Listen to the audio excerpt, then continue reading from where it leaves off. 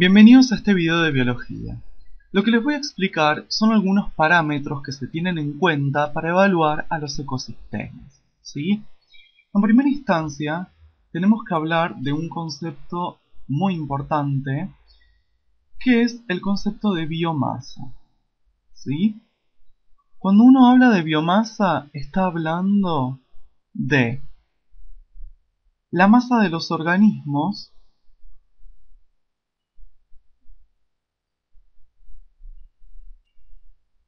por unidad de superficie o volumen, ¿sí?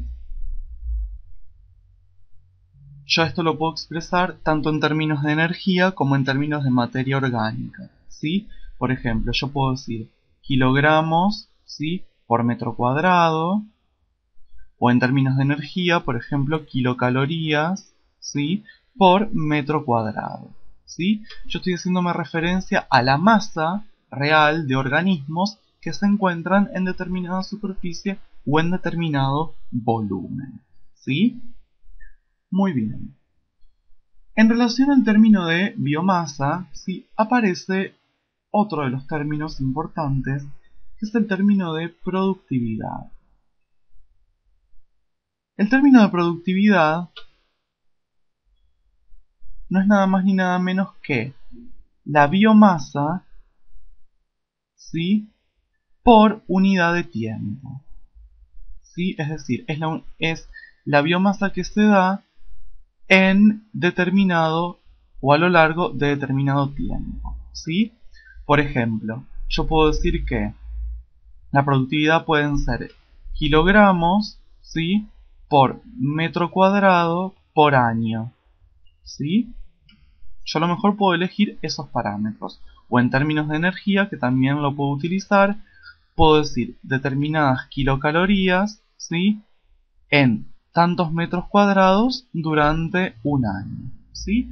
El concepto de productividad es el término de biomasa agregándole la unidad de tiempo, ¿sí? Muy bien. Vamos a ver ahora que se consideran dos tipos, ¿sí?, de productividad. La productividad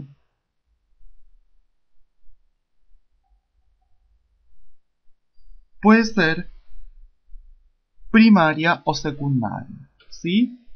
Dentro de la primaria tenemos dos tipos. La bruta, denominándose con las siglas PPB, productividad primaria bruta, y la neta, denominándose con las siglas PPN, ¿sí? ¿Cuáles son las diferencias entre la productividad primaria bruta y la productividad primaria neta? La productividad primaria bruta es la fijación total de energía a través de la fotosíntesis. Fijación de energía por fotosíntesis, ¿sí? Es decir, toda la energía que se encuentra en las plantas o en las algas, ¿sí?, obtenida a través de la fotosíntesis, ¿sí?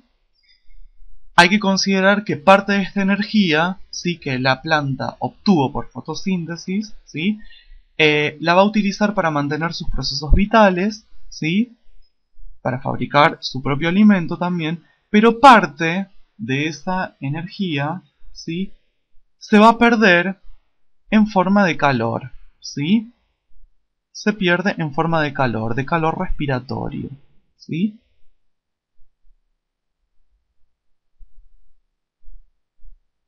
Como consecuencia, obviamente, de la respiración celular, ¿sí? Por lo tanto, esa pérdida se va a expresar en lo que es la productividad primaria neta, ¿sí? La productividad primaria neta es la productividad primaria bruta menos ese calor respiratorio, que lo vamos a designar con la letra R, ¿sí? Y en definitiva, ¿qué vendría a ser? Es la tasa real, ¿sí?, de producción de biomasa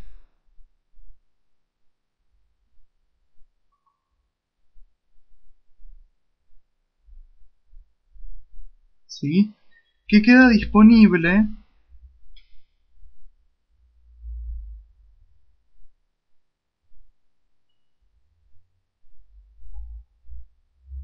para los consumidores, ¿sí?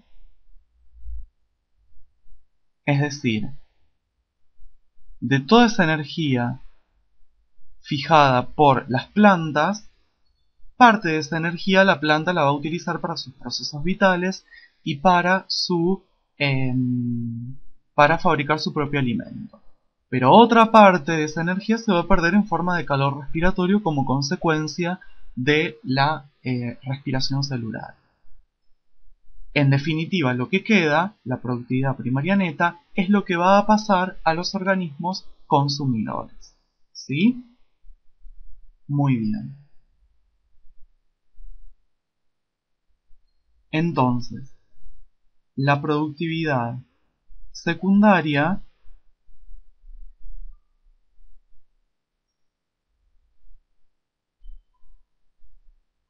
es la tasa de producción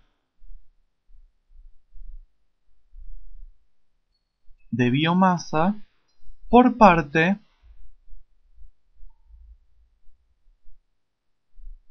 de los organismos consumidores. ¿Sí?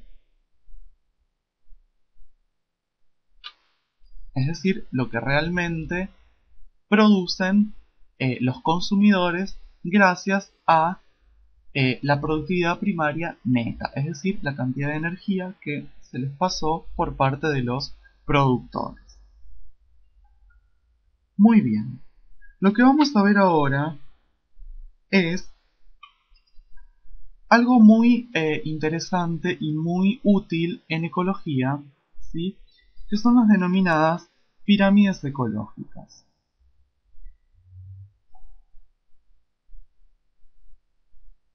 Las pirámides ecológicas son muy útiles porque muestran, ¿sí?, dependiendo lo que nosotros queramos expresar, si son números de individuos, si es cantidad de energía o si es biomasa, eh, en relación unos con los otros, ¿sí? Por ejemplo, yo les voy a construir una pirámide ecológica simple para que ustedes vean a lo que me estoy refiriendo, ¿sí? Voy a utilizar ahí y ahí y ahí. Esto es un ejemplo de una pirámide ecológica, ¿sí? ¿Cómo se leen las pirámides ecológicas? ¿Qué características tienen? En la base de las pirámides siempre se encuentran los productores, ¿sí? El resto está constituido por los consumidores, ¿sí? El ancho de la barra que yo utilizo es proporcional a la cantidad de energía o a la cantidad de organismos o a la cantidad de biomasa que se considere en relación a los productores o a los consumidores, ¿sí? Entonces, yo puedo utilizar o puedo considerar distintos tipos de pirámides ecológicas. Hay pirámides ecológicas de números, ¿sí? Lo que me expresan es el número de individuos por metro cuadrado.